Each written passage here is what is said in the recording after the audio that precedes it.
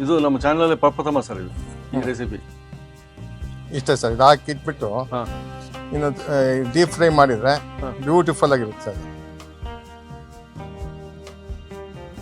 ಪ್ರಪ್ರಥಮ ಬಾರಿಗೆ ನಮ್ಮ ಬದನೆಕಾಯಿ ಮಂಚೂರಿ ಹೆಂಗಿರುತ್ತೆ ನೋಡ್ಬೋಣ ನೀವು ವೀಕ್ಷಕರೇ.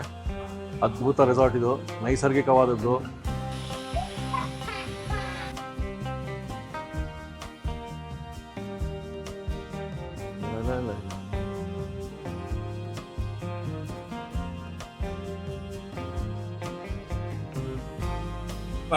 ಬೆಣ್ಣೆ ಕರಗ್ದಂಗೆ ಅಷ್ಟು ಚೆನ್ನಾಗಿ ಬಾಯಲ್ಲಿ ಕರ್ಗೋಯ್ತು.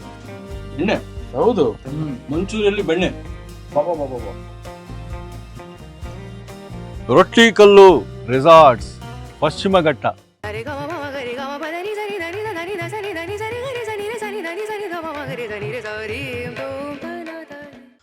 ಮೂಡಣದ ಅರಮನೆಯ ಕದವು ತೆರೆಯುತ್ತಿರೆ, ಆಕಾಶ ಕೆಂಪಾಗಿ ಭುವಿಯೆಲ್ಲ ರಂಗಾಗಿ, ನಲಿಯುತ್ತ ಕುಣಿಯುತ್ತ ಬರುತ್ತಿರಲು ಉಷೆ, ಮರೆಯಾದಳು ನಿಶೆ. ರುಚಿಯ ಬೆನ್ನತ್ತಿ ರಸದೂಟ ಹುಡುಕ್ತಾ ರೊಟ್ಟಿ ಕಲ್ಲು ರೆಸಾರ್ಟ್ಸ್, ಪಶ್ಚಿಮ ಘಟ್ಟ ಅಲ್ಲಿ ಬಂದ್ಬಿಟ್ಟು ವೀಕ್ಷಕರೇ. ಇವತ್ತು ಇದು ಒಂದು ತಾಣ, ಬಹಳ ವೀಕ್ಷಕರು ಸಬ್ಸ್ಕ್ರೈಬರ್ ಹೇಳಿದ್ರು ನಮಗೆ, ಇದನ್ನ ಯಾಕೆ ಮಿಸ್ ಮಾಡ್ತೀರಿ, ಇಲ್ಲಿ ವಿಜಯ್ ಅಂತ ಮಾಲೀಕರಿರ್ತಾರೆ, ಅವ್ರ ಕೈ ಚಳಕ ಕೈ ರುಚಿ. ಇಲ್ಲಿ ಬಂದಿದ್ದೀವಿ, ವಿಜಯ್ ಅವ್ರು ಕಾಯ್ತಾ ಇದ್ದಾರೆ. ಈ ರೆಸಾರ್ಟ್ ಬಗ್ಗೆನೂ ಮಾಹಿತಿ ತಿಳ್ಕೊಳ್ಳೋಣ, ಏನೇನು ಫೆಸಿಲಿಟಿ ಇದಾವೆ. ಅದ್ಭುತವಾದ ನಿಸರ್ಗಕ್ಕೆ ಹತ್ತಿರವಾದ ಕಾಡಿನ ಮಧ್ಯೆ ಇರೋ ಒಂದು ರೆಸಾರ್ಟ್ ಇದು. ನೀವು ಕಾಡಿನಲ್ಲೇ ಕೂತ್ಕೊಂಡಂಗೆ ಇರ್ತದಂತೆ. ಇಲ್ಲಿ ಸ್ವಿಮ್ಮಿಂಗ್ ಪೂಲು ನೈಸರ್ಗಿಕವಾದದ್ದು. ಸಕಲೇಶ್ಪುರದಿಂದ ಬರೀ ಒಂದು 30 ಕಿಲೋಮೀಟರ್ ದೂರದಲ್ಲಿ ಇರೋ ಒಂದು ರೆಸಾರ್ಟ್ ಇದು. ನಮ್ಮ ಚಾನಲ್ ಏನು ಸೋಷಿಯಲ್ ಮೀಡಿಯಾದಲ್ಲೇ ನೋಡಿರ್ಲಿಕ್ಕಿಲ್ಲ ಅಂಥದ್ದೊಂದು ರೆಸಿಪಿಗೆ ನಾವು ಕಾಯ್ತಾ ಇದ್ದೀವಿ. ವಿಜಯ್ ಅವರು ಮಾಲೀಕರು ಖುದ್ದಾಗಿ. ಬದನೆಕಾಯಿ ಮಂಚೂರಿ ಎಲ್ಲ ಕಸ್ಟಮರ್ಸು ಟೇಸ್ಟ್ ಮಾಡಿ ಹೊಗಳಿದ್ದಿಲ್ಲಿ. ಆ ರೆಸಿಪಿ ಬೇಕು ಅಂದ್ವಿ, ಅವರೇ ಖುದ್ದಾಗಿ ಮಾಡ್ತಿದ್ದಾರೆ. ನೋಡೋಣ ಬನ್ನಿ.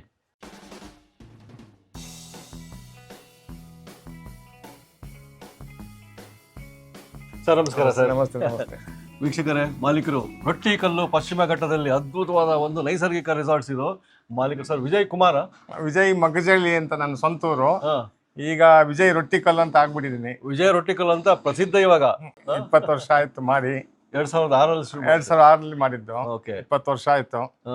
ನಾವು ಮಲ್ನಾಡ್ ಕುಶನ್ ಅಡಿಗೆನೆ ಸ್ವಲ್ಪ ಪ್ರಮೋಟ್ ಮಾಡ್ಕೊಂಡು ಬರ್ತಾ ಇದೀವಿ ಇಲ್ಲಿ. Without colours, without tasting powders ಅಲ್ಲಿ ಮಾಡ್ಕೊಂಡು ಹೋಮ್ಲಿ ಫುಡ್ ಅಲ್ಲೇ ಇಷ್ಟು ವರ್ಷ ಉಳ್ಕೊಂಡಿದ್ದೀವಿ. 20 ವರ್ಷದಲ್ಲಿ ತನಕ ಉಳ್ಕೊಂಡಿರೋದಾ? ಸರ್ ಇಲ್ಲಿ ನೀವು ಹೇಳ್ದಂಗೆ ಊಟದಲ್ಲಿ ಅದು ಅದ್ಭುತವಾದ ಮನೆ ಊಟ ಕೊಡ್ತೀರಾ, ಬಟ್ ರಿಸಾರ್ಟ್ ನೋಡ್ಬೇಕು, ಕಣ್ ತುಂಬ್ಕೋಬೇಕು. ಇನ್ನು ನೀವು ಕಾಡಿನಲ್ಲೇ ಕುತ್ಕೊಂಡಂಗಿರ್ತದೆ. ಆಮೇಲೆ ಇನ್ನೊಂದು ವಿಶೇಷವಾದದ್ದು ಸಂಗೀತ, ಸೌಂಡ್ ಇಲ್ಲ, ಮ್ಯೂಸಿಕ್ ಇಲ್ಲ, ನೇಚರ್ ಮ್ಯೂಸಿಕ್ ಸ್ವಲ್ಪ ಜಾಸ್ತಿ ಪ್ರಮೋಟ್ ಮಾಡ್ಕೊಂಡು ಕರೆಕ್ಟ್ ಹೋಗ್ತಾ ಇದೀನಿ. ಗೆಸ್ಟ್ ಗಳ ಸಪೋರ್ಟಿಂಗ್ ಚೆನ್ನಾಗಿದೆ. ಕರೆಕ್ಟ್ ಸರ್, ಅದು ಮೇನ್ ನಮ್ಗೆ ಬೇಕಾಗಿದ್ದು. ವೀಕ್ಷಕ, ನಮ್ಮ ಚಾನೆಲ್ ಬಂದು ಪ್ರತಿ ಮನೆಯ ಊಟ ರಸದೂಟ ಆಗ್ಬೇಕು ಅಂತ. ಸೊ ಅವರ ಮನೆಯ ಊಟ ರಸದೂಟ ಆಗ್ಬೇಕಂದ್ರೆ ನಿಮ್ಮ ಒಂದು ಕೈ ಚಳಕ ಕೈ ರುಚಿ ಗೊತ್ತಾಗಬೇಕು. ಇವತ್ತೇನು ತೋರಿಸಿ? ಇದು ಬದನೆಕಾಯಿ, ಇದಕ್ಕೆ ಎಣ್ಗಾಯಿ ಅಂತಾರೆ. ಹೌದೌದು, ಗುಂಡು ಬದನೆ ಅಂತಾರೆ. ಇದರಲ್ಲಿ ಮಂಚೂರಿ ಮಾಡೋಣ ಅಂತಿದೀನಿ, ಬದನೆಕಾಯಿ ಮಂಚೂರಿ ಅಂತ. ಅದನ್ನ ಸಿಪ್ಪೆ ತೆಗೆದ್ಬಿಟ್ಟು ಪೀಲ್ ಮಾಡಿ ಇಟ್ಕೊಂಡ್ಬಿಡಕ, ತೊಟ್ಟು ತೆಗಿಬೇಕು. ಏನು ಇರಬಾರ್ದಲ್ಲ ಸಿಪ್ಪೆ ಹೋದಷ್ಟು ಒಳ್ಳೇದು. ಹಿಂಗೆ ಕಟ್ ಮಾಡ್ಬೇಕಾ? ಅದು ಆ ಟೈಪ್ ಮಾಡಿದ್ರೆ ಚಂದ.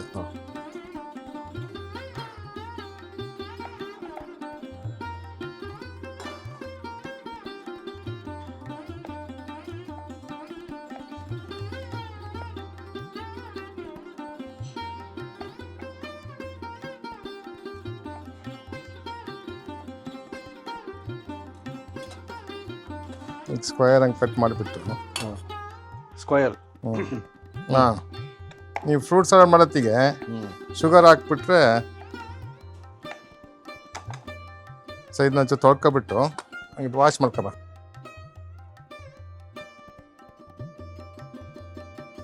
ಅದಕ್ಕೀಗ ಒಂದು ಮ್ಯಾರಿನೇಟ್ ಮಾಡೋಕ್ಕೋಸ್ಕರ ಈ ಕಟ್ ಆಗಿರೋದಕ್ಕೆ ಸ್ವಲ್ಪ ಸೋಯಾ ಸಾಸ್ ಹಾಕ್ತೀನಿ. 1 ಸ್ಪೂನ್ ಅಷ್ಟು ರೆಡ್ ಚಿಲ್ಲಿ ಸಾಸ್, 1 ಸ್ಪೂನು.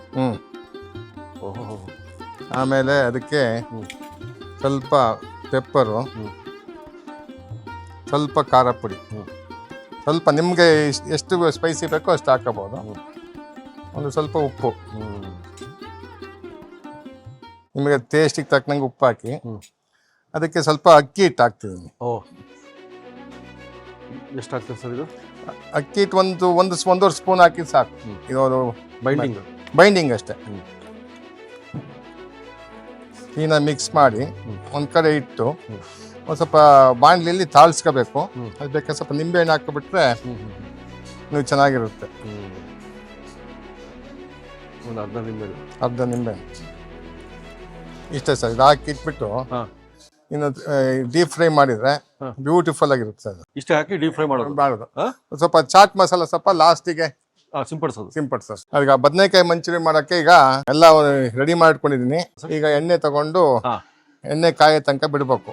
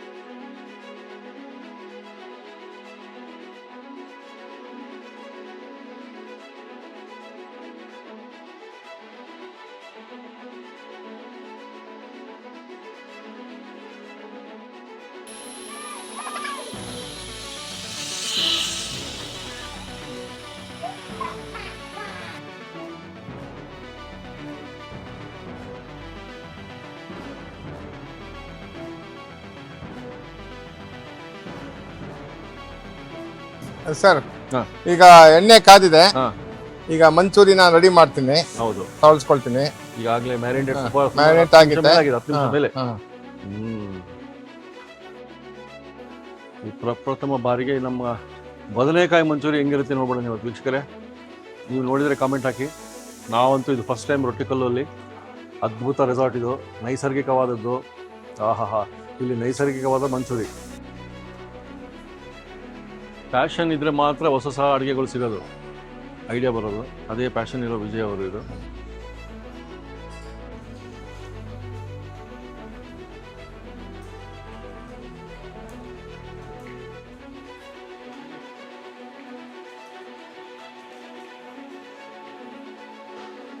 ಇದು ತುಂಬಾ ಚೆನ್ನಾಗಿರುತ್ತೆ ತಿನ್ನಕ್ಕೆ. ನಿಮಗೆ ಕಾಂಟ್ ಐಡೆಂಟಿಫೈ ಬದನೆಕಾಯಿ ಅಂತ. ಹೌದಾ? ಒಬ್ಬ ಸರ್, ಕೊಳ್ಳಲ್ಲಿ ಹಾಕೊಂಡಿದ್ದೀರಾ? ಏನು ಹಾಕೊಂಡಿದ್ದೀರಿ ಸರ್ ಅದು? ಸರ್ ಇದು ಅಡಿಗೆ ಮಾಡೋ ಹೊತ್ತಿಗೆ ತುಂಬಾ ಈ ಸ್ವೆಟ್ಟಿಂಗ್ ಎಲ್ಲ ಆಗಕ್ಕೆ ಶುರು ಆಯ್ತಲ್ಲ. ಈಗ ಒಂದು ಫ್ಯಾನ್ ಬಂದಿದೆ ಅಮೆಝಾನ್ ಅಲ್ಲಿ. ಒಂದು 1,500 1,300,000 ರೂಪಾಯಿ ಇದಕ್ಕೆ. ಅದಕ್ಕೆ ಚಾರ್ಜಬಲ್. ಅದು ಹಾಕಬಿಟ್ರೆ ಒಂದು ಕೂಲ್ ಆಗಿ ಇರುತ್ತೆ, ಸ್ವೆಟ್ಟಿಂಗ್ ಆಗಲ್ಲ. ಓ, ಏನ್ ಐಡಿಯಾ ಸರ್. ನಾನು ಆಕ್ಚುಲಿ ಹೆಡ್ಫೋನ್ ಅನ್ಕೊಂಡಿದ್ದೆ. ಕೂಲ್ ಆಗುತ್ತೆ. ಇಲ್ಲಾಂದ್ರೆ ತುಂಬಾ ಇದು ಒಲೆ ಮುಂದೆ ಅಡಿಗೆ ಮಾಡುವಾಗ ತುಂಬಾ ಕಷ್ಟ ಆಗುತ್ತೆ. ಹೌದೌದೌದು. ಇನ್ನೊಂದು 2 ನಿಮಿಷ ಆಗಲ್ಲ? 2 ನಿಮಿಷ ಆಗಿ ಸರ್. ಆಲ್ಮೋಸ್ಟ್ ಆಗಿದೆ ಇದು. ನಾನು ತೆಗಿತಾ ಇದ್ದೀನಿ. ಆಫ್ ಮಾಡ್ತೀನಿ. ಆಫ್ ಆಯ್ತು. ನಮಗೆ ನೋಡೋ ಕುತೂಹಲ, ಹೆಂಗಿರುತ್ತಿದು ರುಚಿ.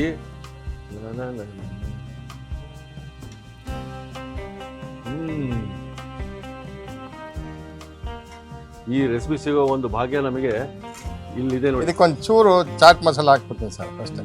ಅಷ್ಟೇ. ಇಷ್ಟೇ ಇನ್ನೇನು ಇಷ್ಟೇ. ನಿಮ್ಗೆ ಬೇಕಾದ್ರೆ ಪೆಪ್ಪರ್ ಹಾಕ್ಬೋದು, ಏನು ಬೇಡ ಸರ್. ಈಗ ತೆಗೆದು ರೆಡಿ ಆಗಿದೆ ಬದನೆಕಾಯಿ ಮಂಚೂರಿ.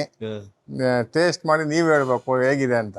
ಈ ರೆಸಿಪಿಗಾಗಿ ನಾವು ಪಶ್ಚಿಮ ಘಟ್ಟದ ರೊಟ್ಟಿಕಲ್ಲಿಗೆ ಬಂದು ನೋಡಿ sir. Thank you sir.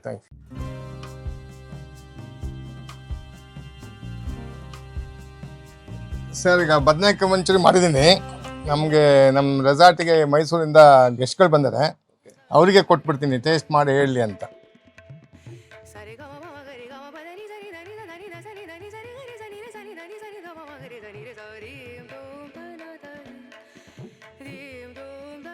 Veg ಆದ್ರೂ ಒಳ್ಳೆ ಕಬಾಬ್ ಫೀಲ್ ಕೊಡ್ತಾ ಇದೆ ನಮಗೆ, ನಾನ್ ವೆಜ್ ತರ ಫೀಲ್ ಕೊಡ್ತಾ ಇದೆ.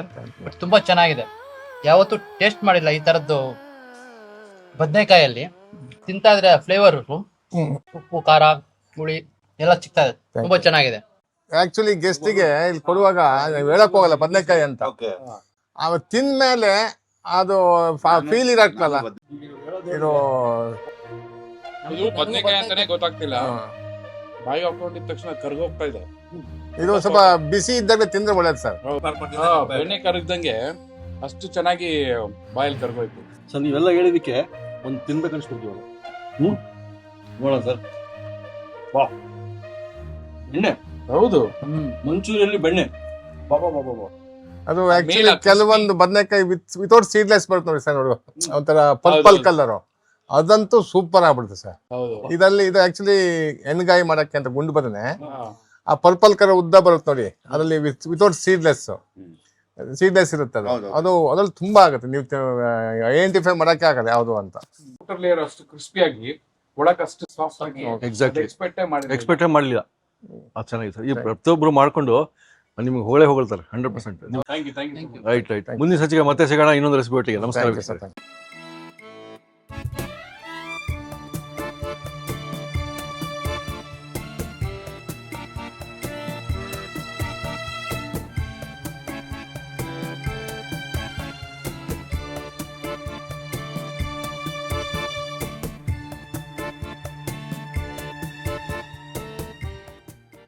ಅರುಣ ಬಿಗೇರಿ ಅವರ ಮಾತು ಎಂಥ ಚಂದನ.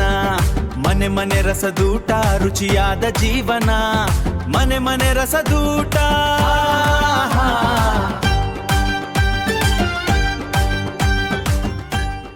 ಇನ್ನೂ ಅನೇಕ ಸ್ವಾದಿಷ್ಟ ರೆಸಿಪಿಗಳಿಗಾಗಿ ಸಬ್ಸ್ಕ್ರೈಬ್ ಮಾಡುವುದನ್ನು ಮರೆಯಬೇಡಿ.